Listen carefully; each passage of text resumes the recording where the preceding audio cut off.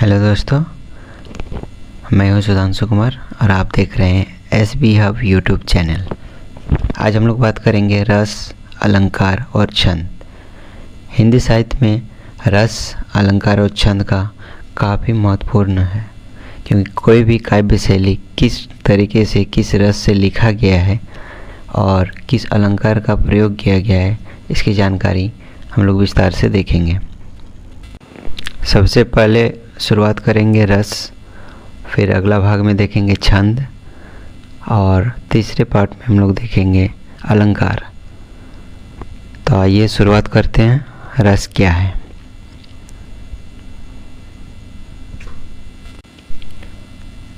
काव्य शास्त्र में रस का काफ़ी महत्वपूर्ण है। इनका यूज करके पदों को चमत्कारी और आनंददायक बना दे, उसे रस कहा जाता है।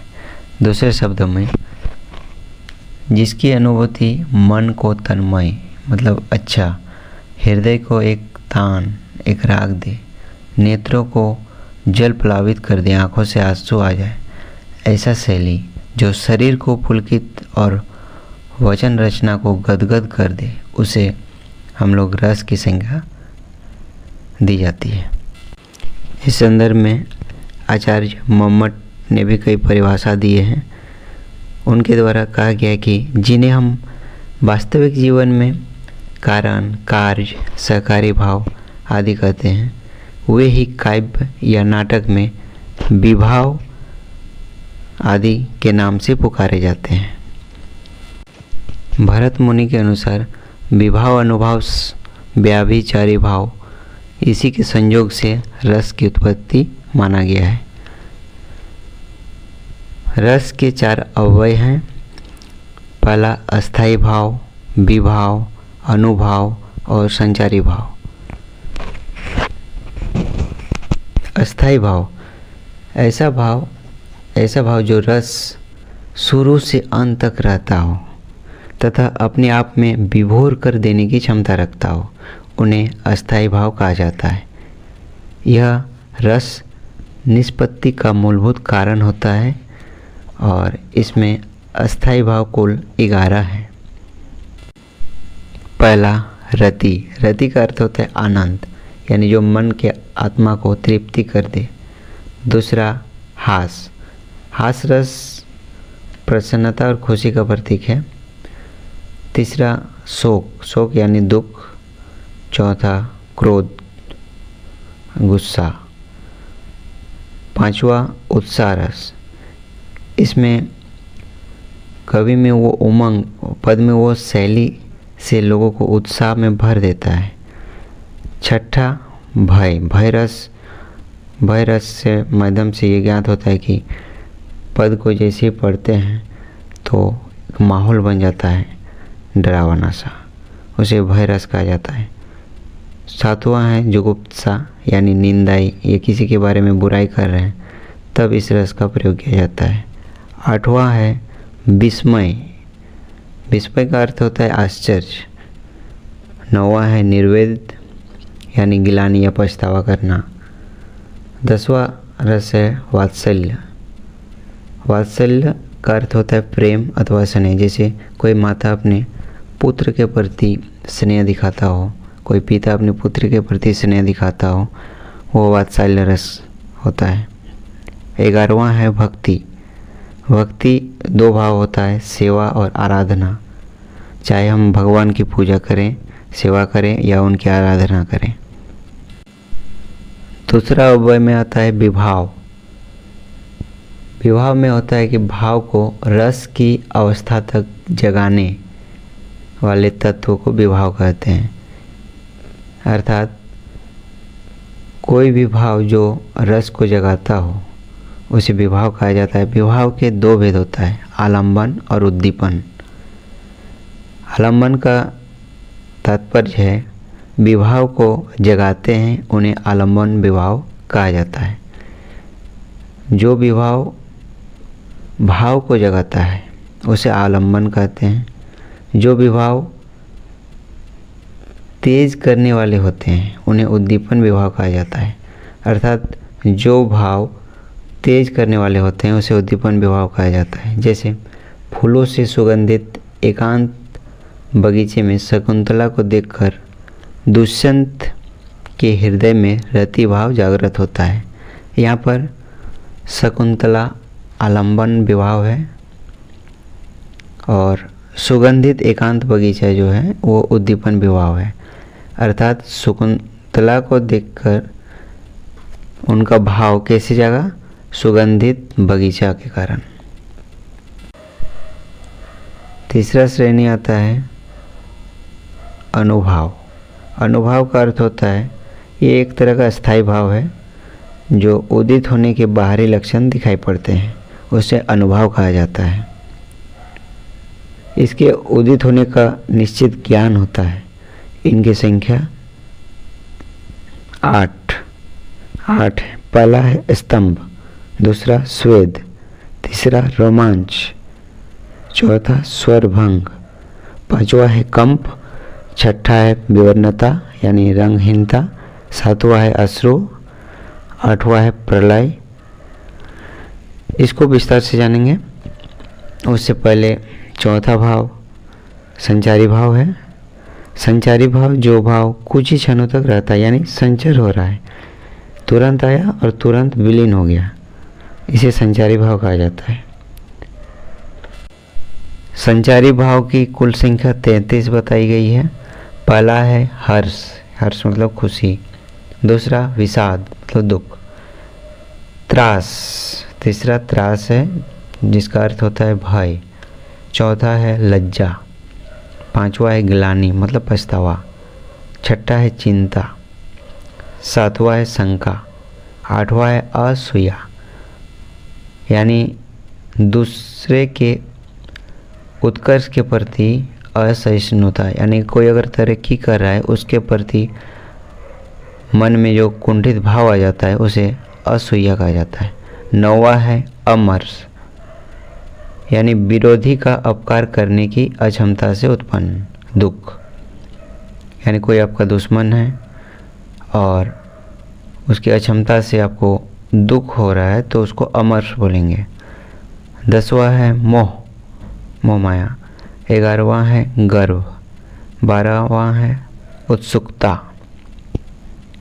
13वां है उग्रता और 14वां है चपलता, चालाकी दिखाएंगे।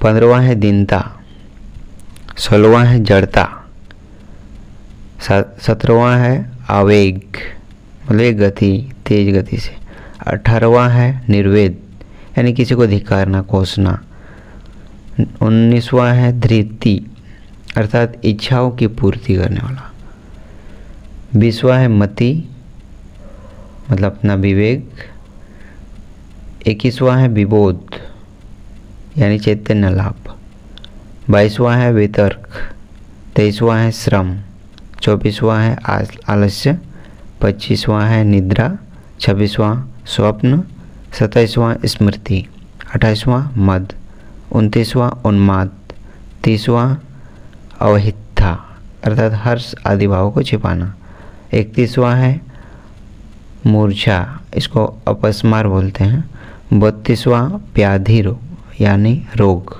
33वां मरण। पहले अनुभाव में जो बात किए थे, स्तंभ का अर्थ होता है संरचना, स्वेद का अर्थ होता है पसीना, रोमांच का मतलब पुलकित हो जाना, खुशी हो जाना, चौथा जो था स्वरभंग उसका अर्थ होता है उच्चारण में बाधा, पांचवा कंप मतलब चोंचलागिरी करना, छठा है विवर्णता यानी रंगहीनता, सातवां आंसू यानी अश्रु, आठवां प्रलय यानी संज्ञाहीनता।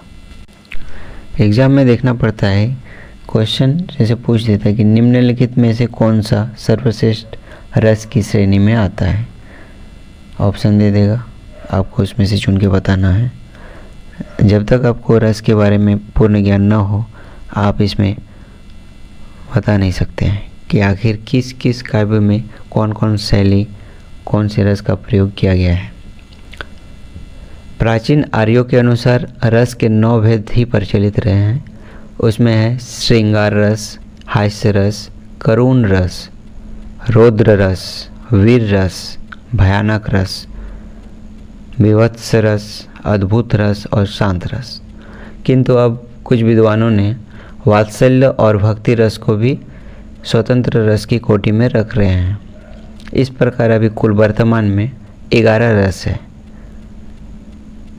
इन रस के नाम और उनके अस्थायी भाव इस तरह है।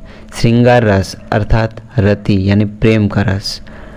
हास्य रस अर्थात हास, इसका अस्थायी भाव क्या हो जाएगा? हास। करुण रस यानी शोक, शोक प्रकट करना। रौद्र रस यानी क्रोध प्रकट करना। वीर रस, इसमें उत्साह का भाव होता है। भयानक रस यानी भय का माहौल होता है। विभत्स रस, इसका अर्थ होता है घृणा करना। अद्भुत रस, इसका अस्थायी भाव हो जाएगा आश्चर्य। 9वां है शांत रस, इसका अर्थ होता है वैराग्य यानी निर्वेद, इसका अस्थायी भाव हो जाएगा। 10वां है वात्सल्य यानी वात्सल्य, जो पिता पुत्र के प्रति वात्सल्य भावना होता है। 11वां रस है भक्ति का। भक्ति रस भगवत विषयक अनुराग भी है। श्रृंगार रस, श्रृंगार रस 2 प्रकार का होता है, एक संयोग श्रृंगार और वियोग श्रृंगार। श्रृंगार रस को रसराज या रसपति भी कहा जाता है। नाटक में शांत को रस नहीं माना जाता है, अतः वहाँ 8 ही रस माना जाता है। ऐसे हम लोग देखें कि 9 रस है, लेकिन नाटक में शांत रस का प्रयोग नहीं होता है। श्रृंगार रस के अंतर्गत ही वात्सल्य और भक्ति रस आ जाता है। अगर आपको वीडियो पूरी तरह से समझ में नहीं आए तो आप कृपया दोबारा इस वीडियो को प्ले करें। 2 बार वीडियो प्ले करने के बाद आप अच्छी तरह से रस को समझ पाएंगे। काव्य शास्त्र में रस का बहुत ही महत्वपूर्ण योगदान है। इससे क्वेश्चन भी आते हैं, वस्तुनिष्ठ क्वेश्चन। आगे हम लोग देखेंगे कुछ रस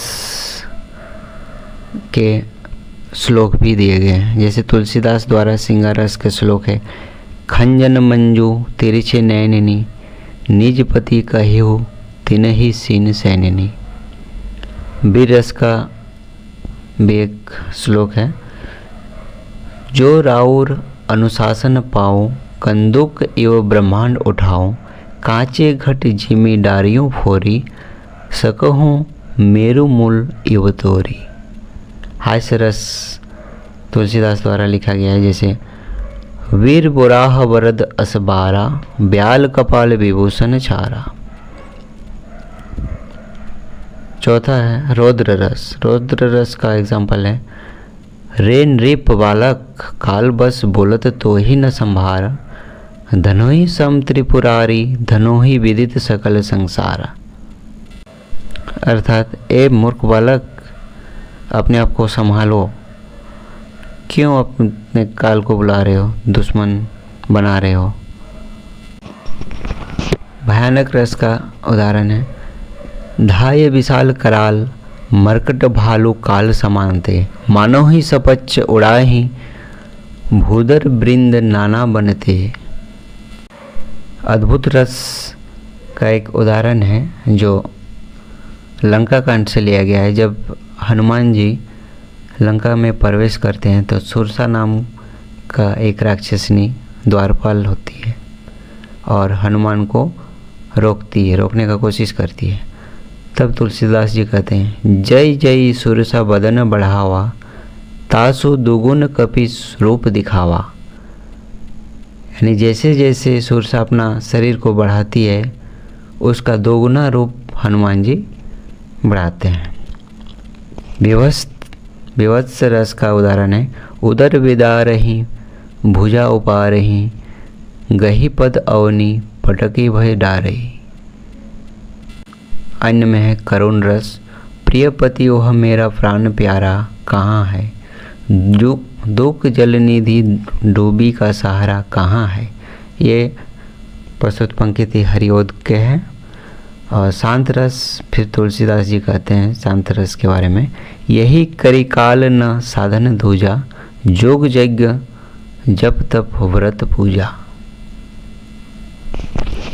वात्सल्य रस में सूरदास जी कह रहे हैं, जसोदा हरि पालन झुलाओ, हल राओ दुलराई मल्हाओ, जोई सोई कछु गावे, मेरे लाल को आओ निंदरिया, काहे न बेगी सो आवे। रैदास भक्ति रस से बोल रहे हैं, प्रभु जी तुम चंदन हम पानी, जाके अंग अंग वास समानी। अर्थात प्रभु आप तो चंदन हैं और हम हैं पानी, जिसके अंग अंग मतलब जिसके अंग अंग में प्रभु जी बसे हुए हैं। अब हम कुछ वस्तुनिष्ठ क्वेश्चन दिख रहे हैं, जैसे वीर रस का स्थायी भाव क्या है? वीर रस का स्थायी भाव उत्साह है। हास्य रस का स्थायी भाव क्या है?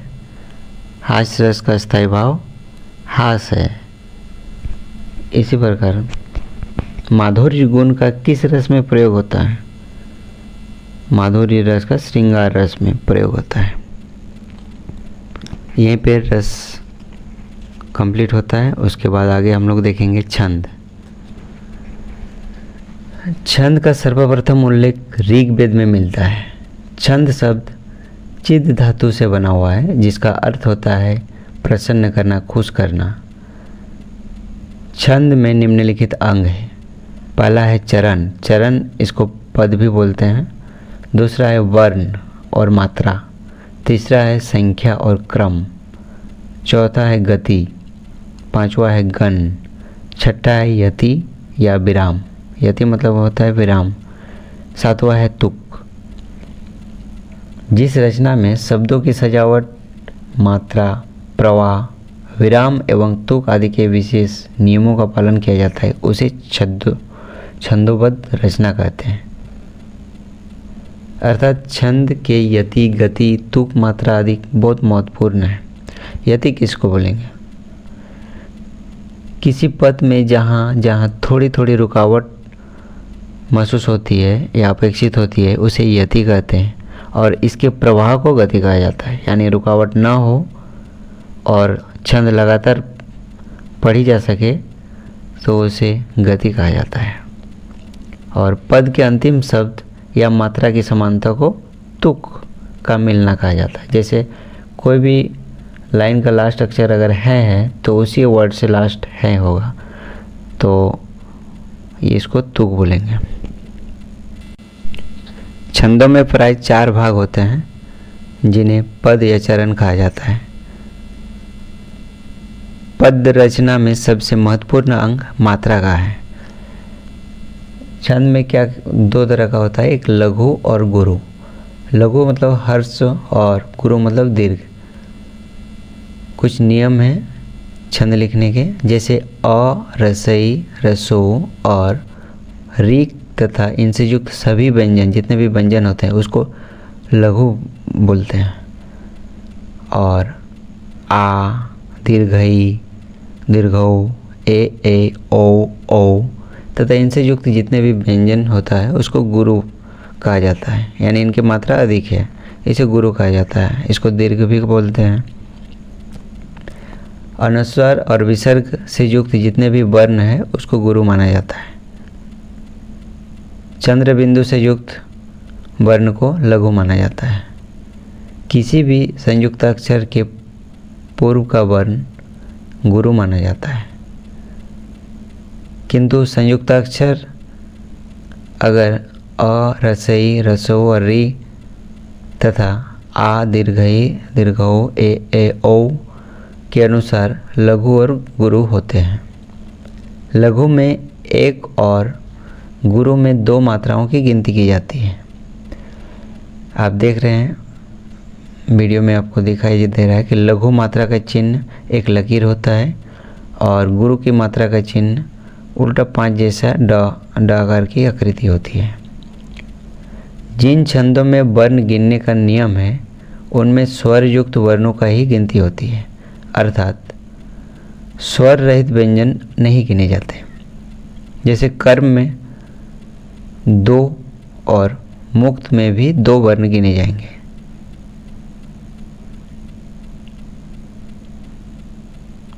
उदाहरण के लिए हम देखेंगे भोजन। भोजन में एक गुरु की मात्रा है और 2 लघु की मात्रा है। कर्ता में 3 लघु है मात्रा। बुलावत में 1 लघु 1 दीर्घ फिर 2 लघु। राजा में 2 दीर्घ यानी गुरु की मात्रा है। यानी भोजन, कर्ता, बुलावत, राजा, इसमें टोटल 16 मात्राएं हैं। अब हम लोग देखेंगे छंदों के भेद। पहले देखेंगे कि मात्रा और वर्णक्रम के आधार पर छंदों के 2 भेद होते हैं, मात्रिक छंद और वार्णिक छंद। मात्रिक छंद जिस छंद में केवल मात्राओं का ही निश्चित संख्या का बंधन होता है, यानी अगर कोई छंद फिक्स्ड मात्रा में रचना किया गया हो तो उसे मात्रिक छंद बोलेंगे। वार्णिक छंद जिस छंद में वर्ण संख्या और मात्रा का क्रम जो है संयोजन मिला जुला होता है, जहाँ वर्णों की मात्रा का क्रम मुख्य होता है। एक में क्या हो रहा है कि मात्रा इम्पोर्टेंट हो रहा है, दूसरा में वार्णिक मात्रा इम्पोर्टेंट हो रहा है।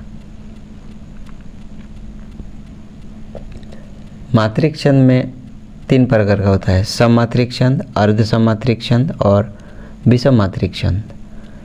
सममात्रिक छंद का एग्जाम्पल है जैसे अहीर, तोमर, मानव, चौपाई। चौपाई इम्पोर्टेंट है, चौपाई में 16 मात्रा होती है। फिर पीयूष वर्ण, राधिका में 22 मात्रा होते हैं। रोला में 24 मात्रा होता है। गीतिका में 26 मात्रा होता है और सार में 28 मात्रा होता है। हर गीतिका में 28 मात्रा होता है तथा वीर में 31 मात्रा होता है। आप इसको दोबारा सुने और नोट करें। फिर अर्ध सममात्रिक छंद, उसके कुछ उदाहरण हैं जैसे बरवे में 12 विषम मात्रा होता है और 7 सम मात्रा होता है। दोहा में विषम मात्रा संख्या 13 और सम मात्रा की संख्या 11 होता है। सोरठा दोहा का उल्टा हो जाता है। सोरठा में 11 विषम हो जाएगा और 13 सम हो जाएगा। फिर आता है उलाला में विषम संख्या मात्रा जो होता है वो 15 और सम मात्रा 13 होती है। विषम मात्रिक छंद में आता है कुंडलिया, जैसे दोहा और रोला को मिला देंगे तो कुंडलिया है। इसको आप नोट कर लीजिए क्योंकि भूल सकते हैं आप।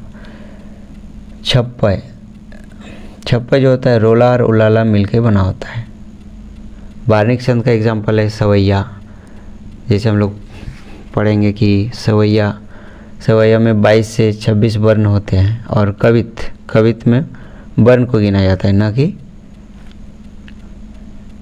मात्रा को। कवित में 31 से 33 वर्ण होता है। आप देखेंगे कि मात्रा, संख्या और वर्णाक्रम के अनुसार छंद के भेद 3 भेद होता है, सम छंद, अर्ध सम छंद और विषम छंद। सम छंद जिन छंदों में चारों चरणों में मात्रा, संख्या या वर्ण क्रम एक समान होता है, जैसे चौपाई और रोला में छंदों की संख्या, मात्रा आदि सभी समान होता है।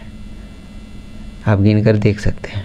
अर्ध सम में जिन छंदों में पहले और तीसरे तथा दूसरे और चौथे चरणों में मात्रा, संख्या और वर्णक्रम समान होता है, जैसे दोहा और सोरठा में पहला भाग, जहाँ से कोमा से पहले लाइन में पहला भाग और दूसरे लाइन में मतलब यानी तीसरा भाग, पहला और तीसरा की मात्रा 13 मात्रा होता है, ये समान होता है। और दूसरा और चौथा यानी दो सम संख्या और 2 विषम संख्या जो दोहा में लाइन होता है उसकी मात्राएं पहला तीसरा समान होता है और दूसरा चौथा।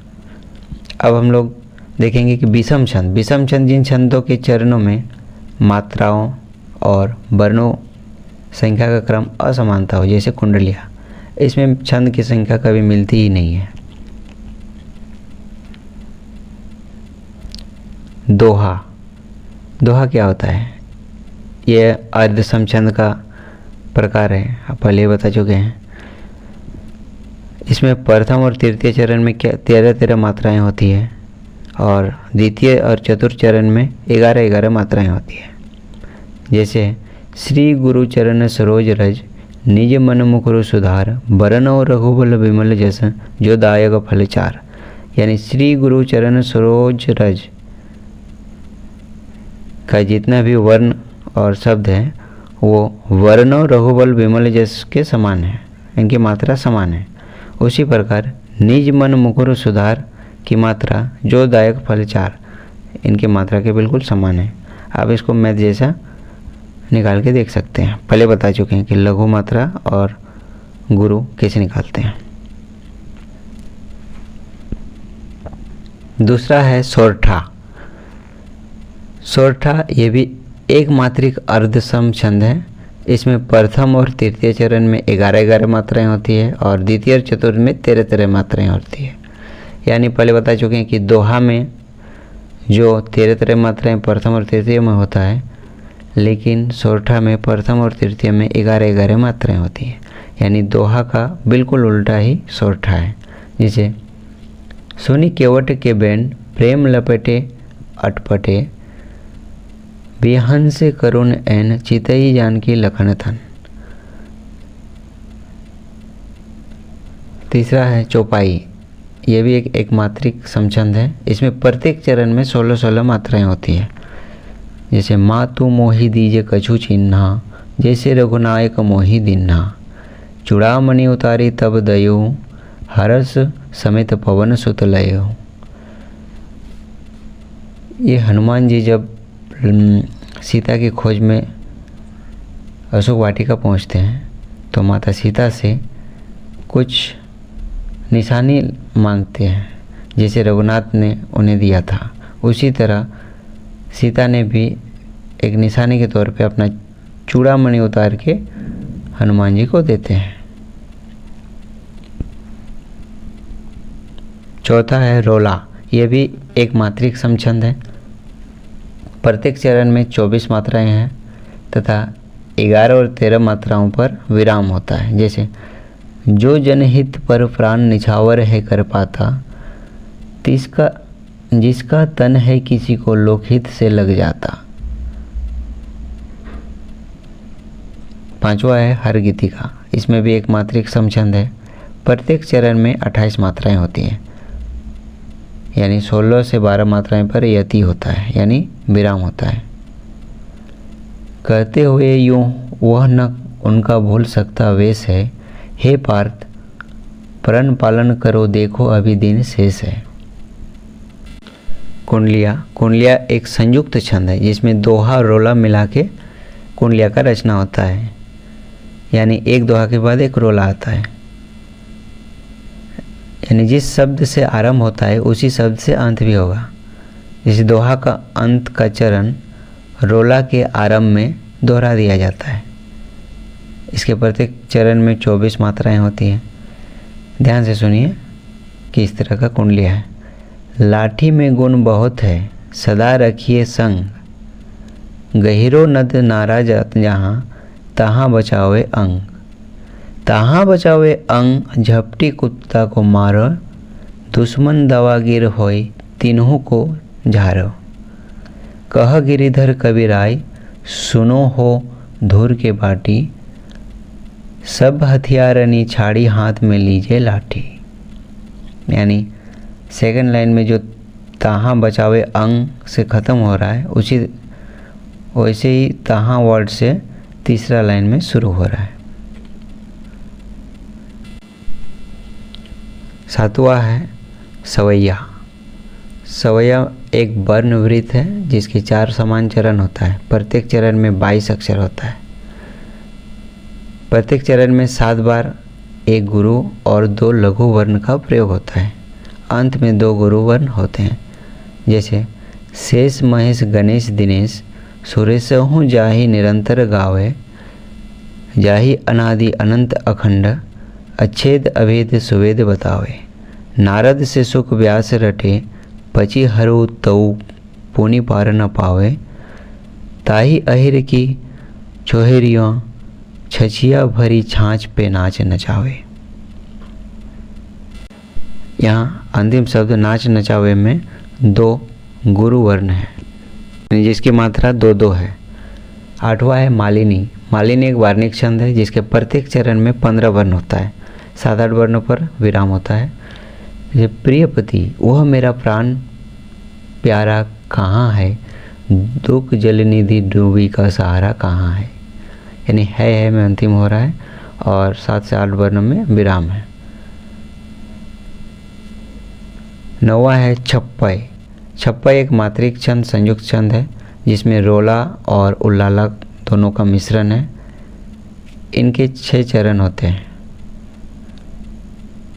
प्रथम 4 चरण में प्रत्येक में 24 मात्रा होता है। जैसे नीलांबर परिधान हरित पट पर सुंदर है, सूर्य चंद्र युग मुकुट मेखला रत्नाकर है, नदियाँ प्रेम विवाह फूल तारे मंडल है, बंदी जन खग वृंद शेषपन सिंहासन है, करते अभिषेक पयोध है बलिहारी इस वेश की, हे मातृभूमि तू सत्य ही सगुन मूर्ति सर्वेश की। यह छप्पय मैथिली शरण गुप्ता द्वारा रचित मातृभूमि से लिया गया है। 10वां कवित। कवित एक वृत्त का एक भेद है, वर्ण वृत्त का भेद है जिसमें 26 से अधिक अक्षर होते हैं। इनके 2 भेद होता है। कवित के 2 भेद हैं, साधारण दंडक और मुक्तक दंडक। हिंदी में मुक्तक दंडक का प्रयोग होता है जिसे कवित कहा जाता है।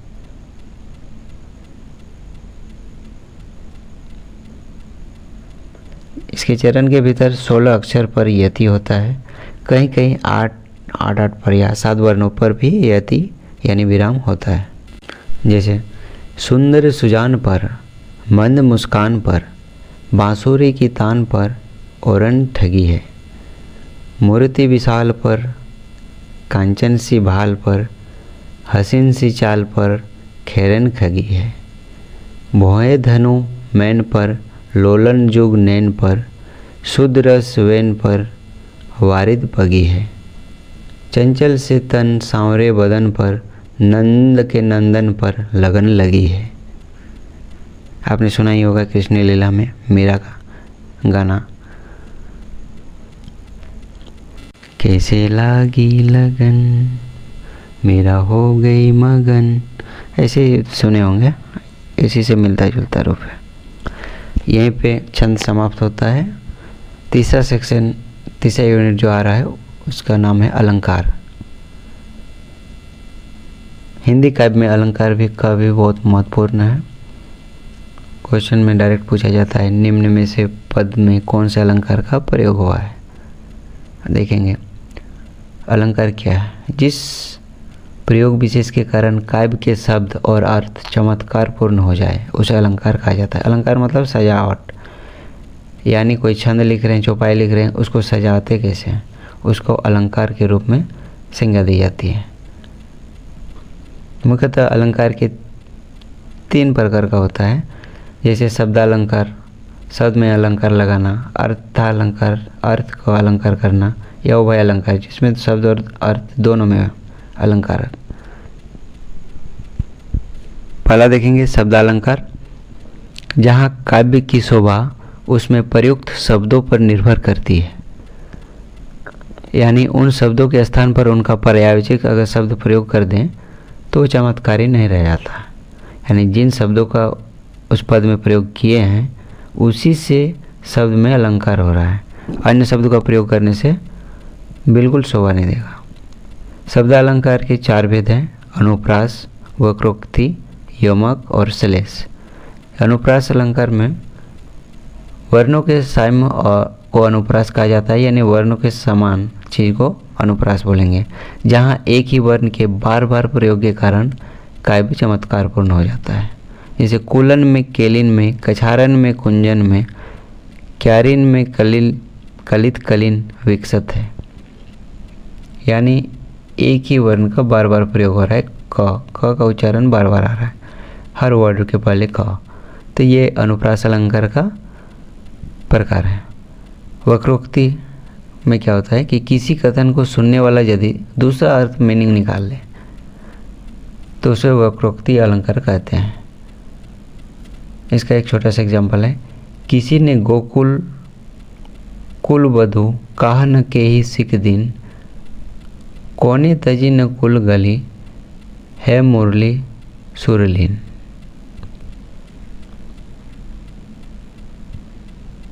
इसमें लग रहा है कि कोई गाली दे रहा है, लेकिन तुलना हो रहा है। तीसरा है यमक अलंकार। यमक अलंकार में सुनने में एक समान शब्दों का बार बार भिन्न अर्थों में प्रयोग होता है। जैसे दीर्घ सांस न लई दुख, सुख साही न भूली, दई दई क्यों करतु है, दई दई सुख कबूली। यहाँ दई दई का अलग अलग मीनिंग आया है, यानी ये यमक अलंकार है। श्लेष अलंकार अर्थ होता है चिपकना, यानी जहाँ एक ही शब्द को एक से अधिक अर्थों में प्रयोग होता है। जैसे चिरंजीव जोरी जुरे, क्यों न स्नेह गंभीर, को घटे ये वृष भानुजा, वे हलधर के वीर। यहाँ पर वृष भानुजा और हलधर के वीर में श्लेष है। पहले के दो अर्थ निकलते हैं, वृषभानु की बेटी या राधा, और वृषभ का अनुजा यानी बहन या गाय भी बोलते हैं उसको। दूसरे के भी दो अर्थ निकलते हैं, बलदेव के भाई और सांड। श्लेष अलंकार में अर्थ की प्रधानता होने के कारण कुछ आचार्य इसे अर्थालंकार मानते हैं। दूसरे प्रकार की जो अलंकार है उसको अर्थालंकार बोलेंगे, जहाँ शब्दों के अर्थ के कारण काव्य में चमत्कार दिखलाई पड़ता है, यानी जो शब्द का प्रयोग किए हैं उसके अर्थ में वो चमक है, इसी के कारण उसमें अलंकार लग गया है। यानी उसके बदले अगर कोई भी दूसरा शब्द का यूज करेंगे, उसका चाहे पर्यायवाची हो, चमत्कार वो सेम टू सेम रहेगा। जैसे उदित उदयगिरी मंच पर, रघुबर बाल पतंग, विकसे संत सरोज मुख, हरखे लोचन भृंग। यहाँ पे रूपक अर्थ अलंकार है। अर्थालंकार के कई रूप काव्य में प्रचलित हैं। जैसे उपमा अलंकार। उपमा यानी समान गुण वाले या धर्म वाले पदार्थों का उपमेय रूप में कथन करना उपमा अलंकार कहलाता है। यानी किसी वस्तु की समानता के आधार पर जब किसी व्यक्ति के गुण, उसका रूप, धर्म वर्णन किया जाता है तो वहाँ उपमा अलंकार होता है, यानी तुलना करना सेम टू सेम उसके गुण या रूप के कारण। इसके चार भेद होता है। पहला उपमान, दूसरा उपमेय, तीसरा वाचक और चौथा साधारण धर्म। उपमान यानी जिस वस्तु से उपमा दी जाती है, जिसके साथ हम तुलना कर रहे हैं उसको उपमान बोलेंगे।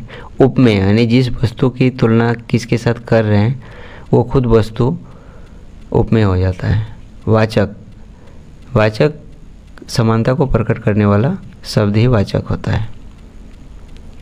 साधारण धर्म यानी जिस गुण क्रिया में साधारण धर्म कहते हैं, यानी समानता जहाँ दिखलाई पड़ता है, जिसका गुण और उसका कार्य समान हो, उसे साधारण धर्म बोलेंगे। जैसे चंद्रमा सा सुंदर मुख है, यानी चंद्रमा जैसा ही उसका मुख है। यहाँ पे चंद्रमा उपमान हो जाएगा, यानी चंद्रमा की तुलना कर रहे हैं मुख से तो मुख उपमेय हो जाएगा। और सा यानी चंद्रमा सा यहाँ पे वाचक होगा। और सुंदर क्या हो जाएगा? साधारण धर्म, ये उनका गुण है।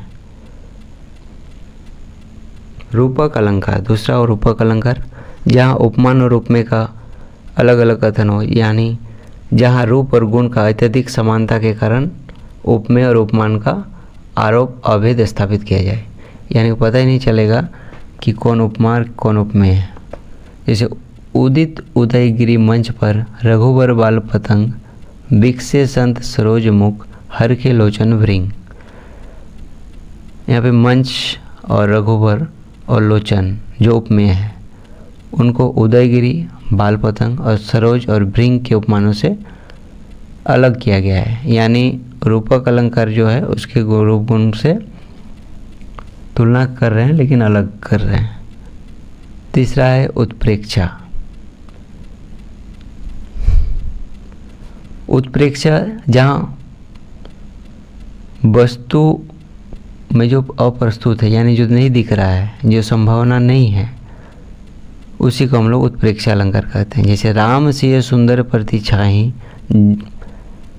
जगमगात मणि खम्बन माही, मनोह मदन रति धरी बहु रूपा, देखत राम बियाह अनुपा। यहाँ पर राम जानकी की परछाई की संभावना कामदेव और रति के विविध रूपों से की गई है। जहाँ जनु और मानो मनोह जैसे आदि का प्रयोग हुआ है वहाँ उत्प्रेक्षा अलंकार मानना चाहिए। ज्यों ज्यों शब्द में उत्प्रेक्षा अलंकार है, यानी उसके रूप की गुणना जो है ही नहीं लेकिन फिर भी तुलना कर रहे हैं, उसको ही उत्प्रेक्षा बोलेंगे। अतिशयोक्ति, चौथा है अतिशयोक्ति अलंकार, यानी किसी बात को बढ़ा चढ़ा कर कहना, यानी जो रियल में नहीं होता है, वास्तविक में नहीं हो सकता है, लेकिन उस हद तक तुलना कर देना, उसी को अतिशयोक्ति बोलेंगे, यानी बर्दाश्त नहीं होगा। जैसे प्रकृति वस्तु के बदले, जैसे कथन है अद्भुत एक अनुपम भाग।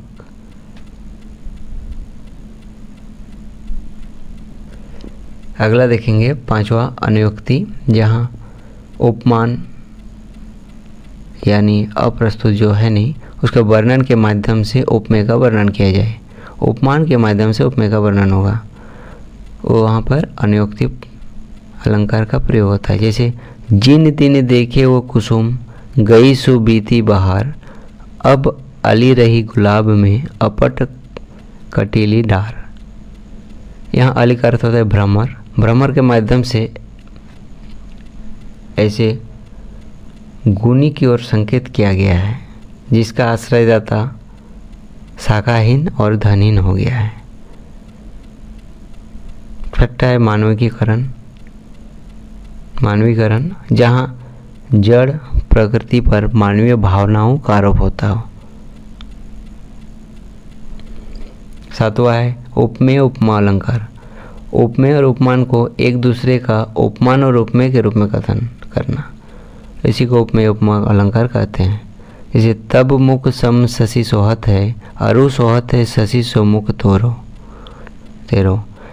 यानी यहाँ मुख और शशि को एक दूसरे का उपमेय उपमान बनाकर कथन किया गया है।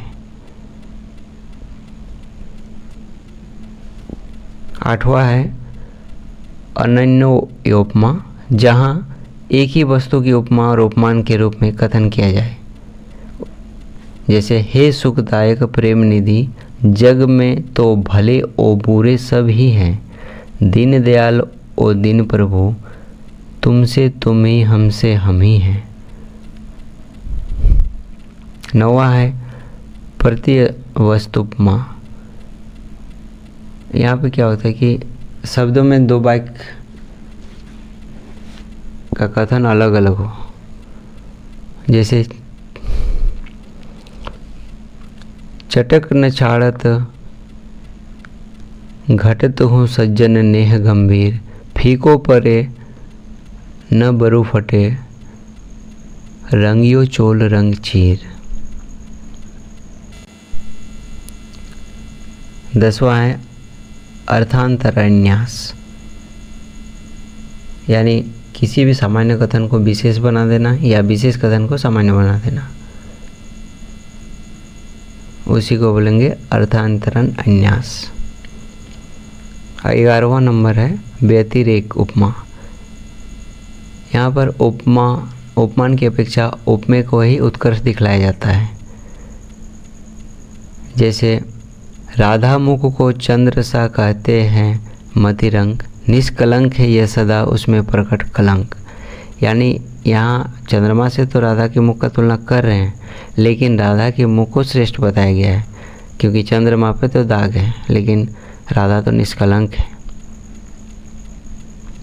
12वां नंबर है विरोधाभास अलंकार, जहाँ पे स्थूल दृष्टि यानी शांत दृष्टि से विरोध प्रकट हो, लेकिन दूसरे ही अर्थ में विरोध का परिहार हो गया हो, यानी विरोध समाप्त हो गया हो। जैसे या अनुरागी चित्त की गति समझो नहीं कोई, ज्यों ज्यों बूढ़े श्याम रंग, त्यों त्यों उज्ज्वलो होए।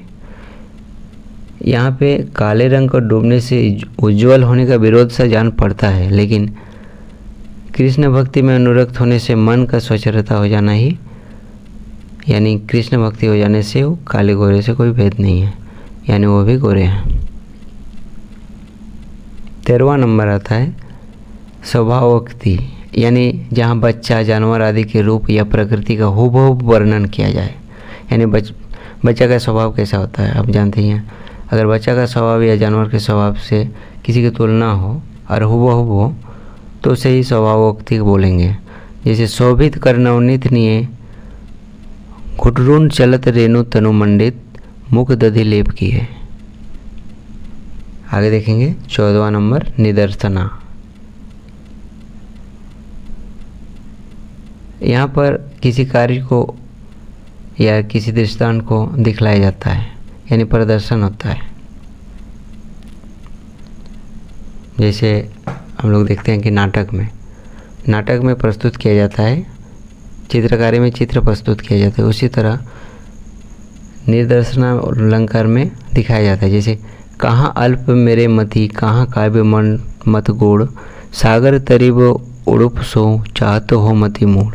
यहाँ पर अल्पमति वाले के लिए ग्रंथ रचना के प्रयास की उपमा उड़ुप अर्थात घड़े की नाव से समुद्र पार करने की चेष्टा से दी गई है। यानी जिस तरह अल्पमति वाले ग्रंथ की रचना नहीं कर सकता, उसी तरह घड़े से समुद्र पार नहीं किया जा सकता। तीसरे प्रकार के जो अलंकार था उभय अलंकार, इसमें शब्दों और अर्थ अलंकार दोनों का प्रयोग होता है। यहीं पे आज का वीडियो समाप्त हो रहा है। उम्मीद है कि आपको इससे लाभ हुआ होगा। ये जेपीएससी के सिलेबस में रस, छंद और काव्य से लिया गया है।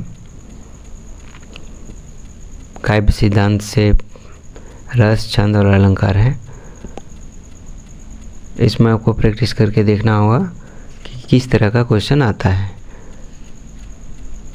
जैसे कोई पद दे दिया, इसमें पूछ देगा कि इनमें से कौन से अलंकार का प्रयोग हुआ है। जैसे बीती बिहारी जागरी, अंबर पनघट में डूबो रही, तारा घट उषा नागरी।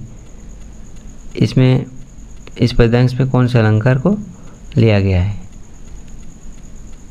इसका आंसर हो जाएगा रूपक अलंकार।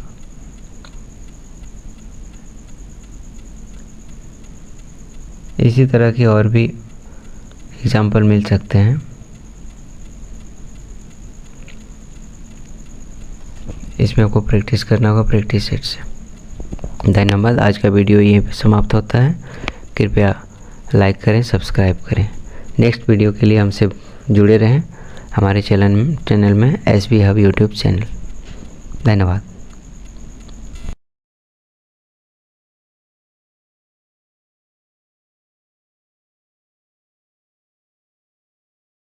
यानी चंद्रमा सा यहाँ पे वाचक होगा और सुंदर क्या हो जाएगा? साधारण धर्म। ये उनका गुण है। रूपक अलंकार, दूसरा और रूपक अलंकार जहाँ उपमान और उपमेय का अलग अलग कथन हो, यानी जहाँ रूप और गुण का अत्यधिक समानता के कारण उपमेय और उपमान का आरोप अभेद स्थापित किया जाए, यानी पता ही नहीं चलेगा कि कौन उपमा और कौन उपमेय है। जैसे उदित उदयगिरी मंच पर रघुबर बाल पतंग, बिकसे संत सरोज मुख, हर के लोचन भृंग। यहाँ पे मंच और रघुबर और लोचन जो उपमेय है, उनको उदयगिरी, बाल पतंग और सरोज और भृंग के उपमानों से अलग किया गया है। यानी रूपक अलंकार जो है उसके रूप गुण से तुलना कर रहे हैं, लेकिन अलग कर रहे हैं। तीसरा है उत्प्रेक्षा। उत्प्रेक्षा जहाँ वस्तु में जो अप्रस्तुत है, यानी जो नहीं दिख रहा है, जो संभावना नहीं है, उसी को हम लोग उत्प्रेक्षा अलंकार कहते हैं। जैसे राम सिय सुंदर प्रति छाही, जगमगात मणि खम्बन माही, मनोह मदन रति धरी बहु रूपा, देखत राम बियाह अनुपा। यहाँ पर राम जानकी की परछाई की संभावना कामदेव और रति के विविध रूपों से की गई है। जहाँ जनु और मनु, मानो मनोह जैसे आदि का प्रयोग हुआ है, वहाँ उत्प्रेक्षा अलंकार मानना चाहिए। ज्यों शब्द में उत्प्रेक्षा अलंकार है, यानी उसके रूप की गुणना जो है ही नहीं लेकिन फिर भी तुलना कर रहे हैं, उसको ही उत्प्रेक्षा बोलेंगे। अतिशयोक्ति। चौथा है अतिशयोक्ति अलंकार, यानी किसी बात को बढ़ा चढ़ा कर कहना, यानी जो रियल में नहीं होता है, वास्तविक में नहीं हो सकता है, लेकिन उस हद तक तुलना कर देना, उसी को अतिशयोक्ति बोलेंगे, यानी बर्दाश्त नहीं होगा। जैसे प्रकृति वस्तु के बदले जैसे कथन है अद्भुत एक अनुपम भाग।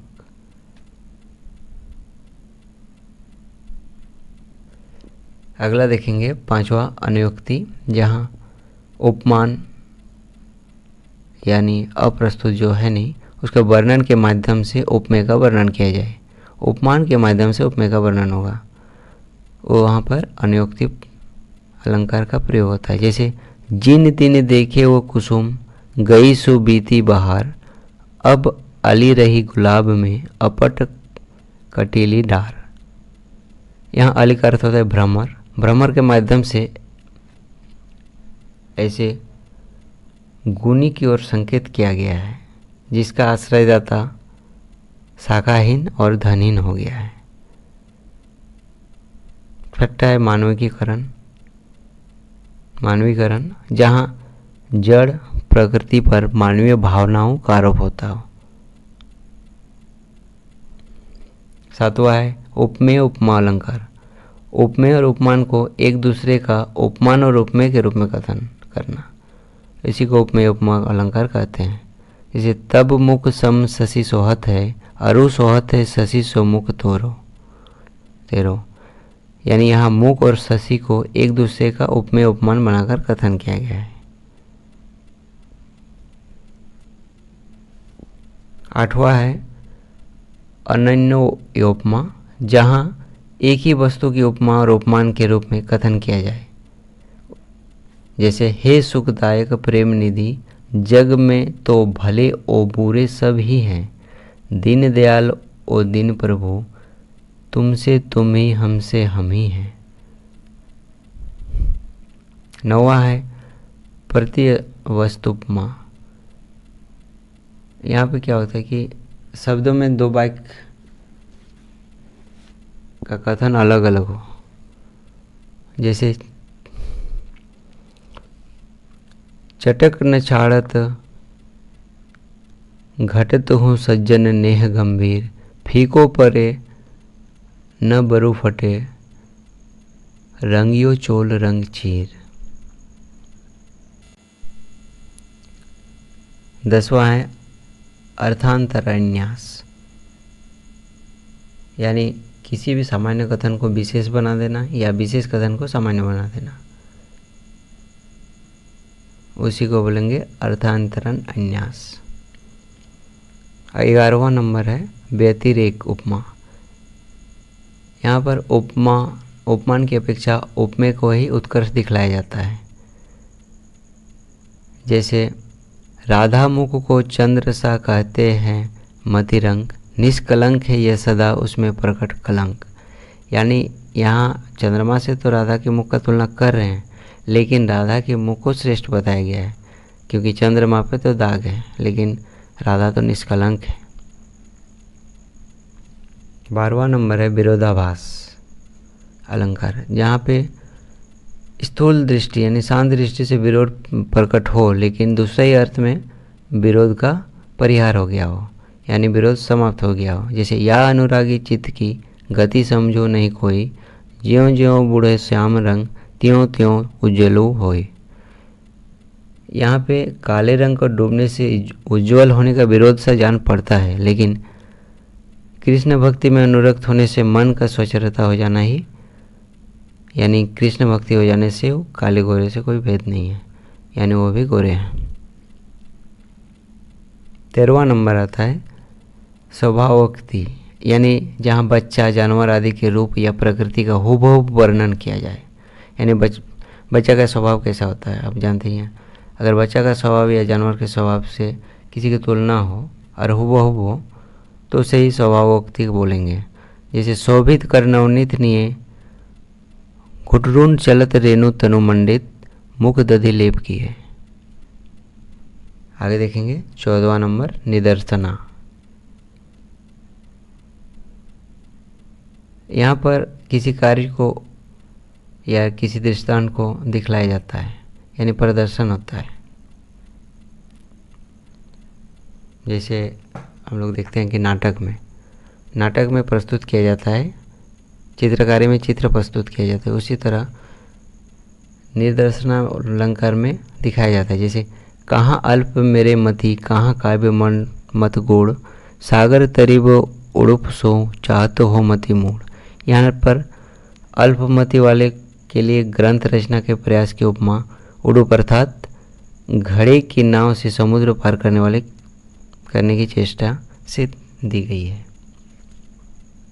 यानी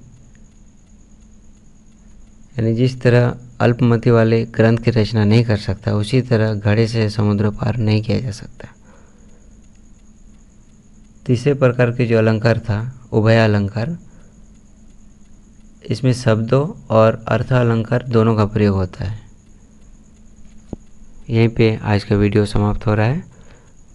उम्मीद है कि आपको इससे लाभ हुआ होगा। ये जेपीएससी के सिलेबस में रस, छंद और काव्य से लिया गया है। काव्य सिद्धांत से रस, छंद और अलंकार है। इसमें आपको प्रैक्टिस करके देखना होगा कि किस तरह का क्वेश्चन आता है। जैसे कोई पद दे दिया, इसमें पूछ देगा कि इनमें से कौन से अलंकार का प्रयोग हुआ है। जैसे बीती बिहारी जागरी, अंबर पनघट में डूबो रही, तारा घट उषा नागरी। इसमें इस पद्यांश में कौन से अलंकार को लिया गया है? इसका आंसर हो जाएगा रूपक अलंकार।